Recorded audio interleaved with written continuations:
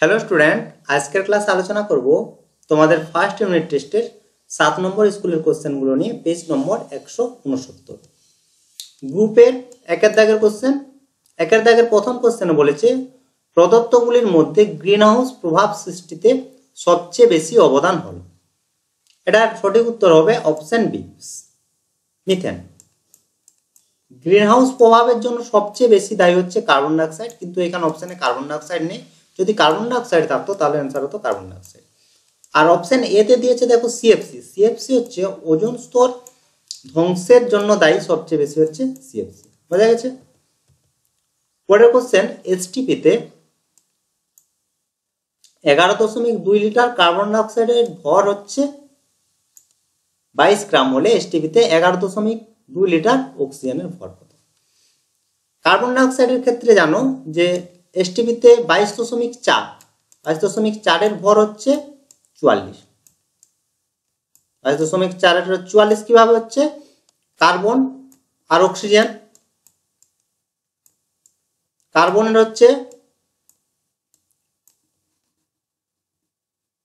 হচ্ছে দেখো পারমাণবিক ক্রমাঙ্ক হচ্ছে 6। এবারে পারমাণবিক ক্রমাঙ্ক 6, এর হচ্ছে ভর হচ্ছে 12, অক্সিজেনের হচ্ছে 8, পারমাণবিক ক্রমাঙ্ক বলছি 8, পারমাণবিক ভর তার সাথে 2 গুণ করে পাচ্ছি 16,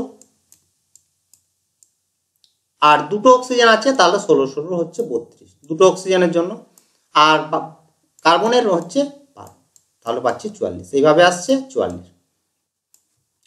এখন 22.4 এর ক্ষেত্রে আমরা জানি 44 গ্রাম, তার অর্ধেক 11.2 এর ক্ষেত্রে 22 গ্রাম দেওয়া আছে। এখন দেখো অক্সিজেনের ভর, শুধু এটা অক্সিজেনের হচ্ছে তাহলে কত? 32, আর 32 হচ্ছে 22.4 এর ক্ষেত্রে হচ্ছে 32, আর 11.2 আছে তাহলে তার অর্ধেক, 32 এর অর্ধেক হচ্ছে 16। অপশন সি হচ্ছে তাহলে অ্যান্সার। বোঝা গেছে? এটা তোমাদের ডিটেলে বলে দিলাম কিভাবে 44 গ্রাম আসে আর কিভাবে 32 গ্রাম আসে। বোঝা গেছে?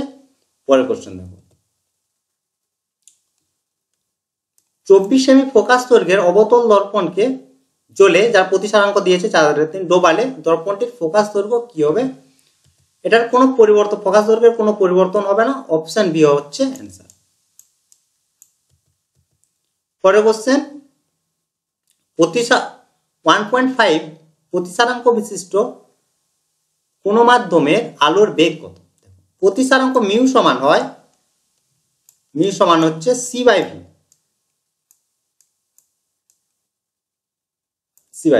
এটা হচ্ছে প্রতিসারাঙ্ক সমান হয়। অপশনগুলো দেখে নাও। এখানে প্রতিসারাঙ্কের মানটা দিয়ে দিয়েছে, তাহলে এর মান দিয়েছে 1.5, আর শূন্য মাধ্যমে বলেছে সি হচ্ছে শূন্য মাধ্যমে আলোর গতিবেগ, আর ভি হচ্ছে যে কোনো মাধ্যমে আলোর গতিবেগ। তাহলে শূন্য মাধ্যমে বেগ বলেছে সি, তাহলে কোনো মাধ্যমে যদি ভি হয় তাহলে ভি সমান কত পাচ্ছি আমরা? ভি সমান c/1.5। দশমিকটা যদি তোলা হয় তাহলে উপরে থাকছে 10, তাহলে 10 ইন্টু সি বাই নিচে থাকছে 15। 5 2 10 আর 5 3 হচ্ছে 15। 2c/3। এবার অপশন দেখো নাও, 2c/3 অপশন বি তে দিয়েছে দেখো 2c/3। এটাই হচ্ছে অ্যান্সার।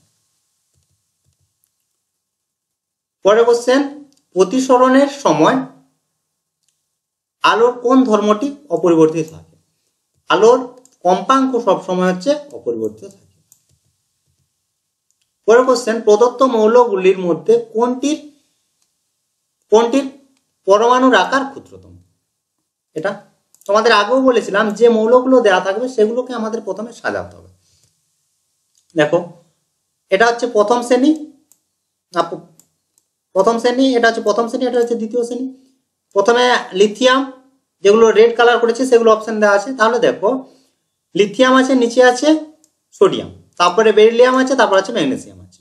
এরপর তোমরা সবাই জানো যখন বাম থেকে ডান দিকে যাওয়া হয় তখন হচ্ছে পরমাণুর আকার কমে, আর উপর থেকে যখন নিচে নামা হয় তখন পরমাণুর আকার হচ্ছে বাড়ে। এখন বলেছে সবচেয়ে ছোট, তাহলে সবচেয়ে ছোট ডান দিকে যেটি রয়েছে, তাহলে উপরে রয়েছে বিই, তাহলে অপশন হচ্ছে বি হচ্ছে অ্যান্সার। বোঝা গেছে?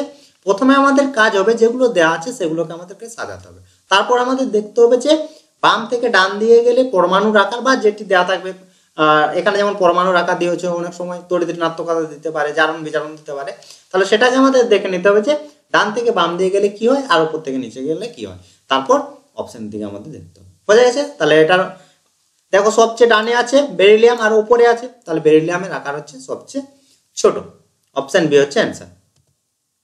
পরের কোশ্চেন বলেছে কোনটির ক্ষেত্রে অষ্টক সূত্র প্রযোজ্য? এটার অ্যান্সার হচ্ছে অপশন সি।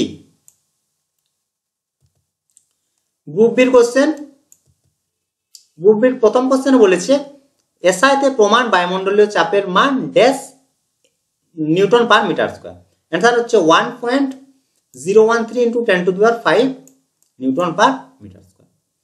পরের কোশ্চেন বলছে শূন্যস্থান পূরণ, ড্যাশ ডিগ্রি সেন্টিগ্রেড উষ্ণতায় গ্যাসের অণুগুলির গড় গতিশক্তি শূন্য হয়, তোমরা সবাই জানো -273 ডিগ্রি।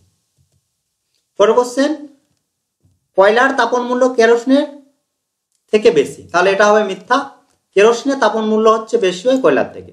তাপন মূল্যগুলো বলে দিয়েছি, কেরোসিনের তাপন মূল্য হচ্ছে 46.2 কিলোজুল পার কেজি, আর কয়লার ক্ষেত্রে, এটা কাঠ কয়লার ক্ষেত্রে 29,600 কিলোজুল পার কেজি। বোঝা গেছে?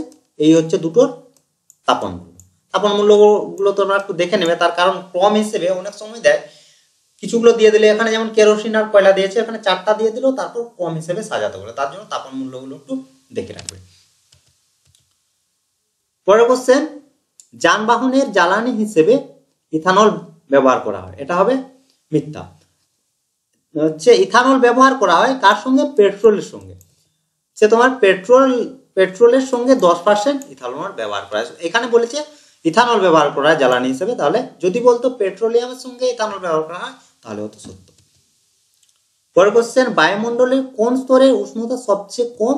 এটা হবে থার্মোস্ফিয়ার। কেলভিন স্কেলে চার্লসের সূত্রের বিবৃতি সব বইয়ে তোমরা পেয়ে যাবে। এখানে হচ্ছে কি যে স্থির চাপে নির্দিষ্ট ভরের গ্যাসের আয়তন তার পরম উষ্ণতার সঙ্গে সমানুপাতিক, অর্থাৎ আয়তন বলেছে V proportional to T temperature, আর এই টেম্পারেচারটা সবসময় কি হবে? কেলভিন স্কেলে। পরের কোশ্চেন পিভি, এখানে লেখাটা এরকম ছিল, PV is equal to W/mRT। এটা তোমরা সবাই জানো, এটা হচ্ছে আদর্শ গ্যাসের গাণিতিক রূপ, যেখানে পিভি ইকুয়াল টু ছিল nRT is equal to nRT, যেখানে এন সমান হচ্ছে W/m।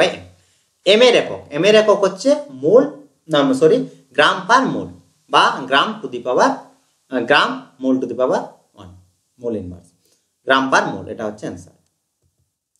পরের কোশ্চেন কোন অবস্থায় প্রিজমের মধ্য দিয়ে আলোক রশ্মির গতিপথ প্রতিসম? এটার অ্যান্সার হচ্ছে চ্যুতি যদি কম হয় তাহলে প্রতিসম হবে। আলোক রশ্মির গতিপথ প্রতিসম হবে যখন চ্যুতি কম হবে। পরের কোশ্চেন কোন অবস্থায় কোন স্বচ্ছ তরলে কোনো বস্তুকে ডোবালে বস্তুটি অদৃশ্য দেখা যাবে? যখন তরল আর বস্তুর প্রতিসারাঙ্ক সমান হবে তখন বস্তুটিকে আর দেখা যাবে না, অর্থাৎ অদৃশ্য হয়ে যাবে। তাহলে অ্যান্সারটা কি হবে? তরল আর বস্তুর প্রতিসারাঙ্ক যদি সমান হয় তখন বস্তুটি অদৃশ্য হয়ে যাবে। পরের কোশ্চেন শূন্য মাধ্যমে লাল ও নীল বর্ণের আলোর মধ্যে কার গতিবেগ বেশি? অ্যান্সার হবে লাল। উপরে সবচেয়ে যে কালার থাকে, তোমরা সবাই জানো উপরে থাকে লাল আর নিচে থাকে বেগুনি। উপর থেকে যত নিচে নামা হবে তত বেগ হচ্ছে তত কমতে থাকবে, তাহলে সবচেয়ে উপরে থাকে লাল, তাহলে লালের গতিবেগ সবচেয়ে বেশি, আর বেগুনির হচ্ছে সবচেয়ে কম, বেগুনির পর আছে নীল, তার এইভাবে চলছে বেনিয়া সহকলা হিসেবে, তাহলে সবচেয়ে বেশি লাল আর সবচেয়ে কম হচ্ছে বেগুনির ক্ষেত্রে। তেজস্ক্রিয় হ্যালোজেন মৌলের নাম? অ্যাস্টাটিন এটি।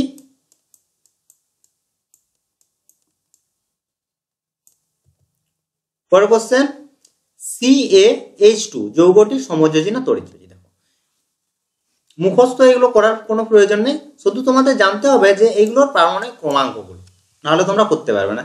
যেমন এখানে সি এর হচ্ছে 20, তাহলে ইলেকট্রন বিন্যাস যদি আমরা বলি তাহলে প্রথম কক্ষে থাকে 2টো, তারপরে থাকে 8টা, তারপরে হচ্ছে 8টা, তারপরে হচ্ছে 8টা, তাহলে শেষের কক্ষে ইলেকট্রন থাকছে 2টো। Ca আর হাইড্রোজেন আছে 2টো, হাইড্রোজেনের শেষের কক্ষে ইলেকট্রন থাকছে 2টো।